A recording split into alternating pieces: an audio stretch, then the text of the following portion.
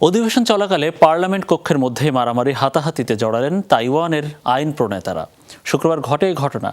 পার্লামেন্টের সংস্কার ইস্যুতে চলা বিতর্কের মধ্যেই বিরোধী দল ও সরকার দলীয় এমপিরা জড়ান সংঘর্ষে। এ সময় একে অপরের ওপর লাফিয়ে পড়তেও দেখা যায়, পাশাপাশি কিল ঘুষিও মারেন একে অন্যকে। স্পিকারের আসনের পাশে আইন প্রণেতারা ঘটান এসব কাণ্ড।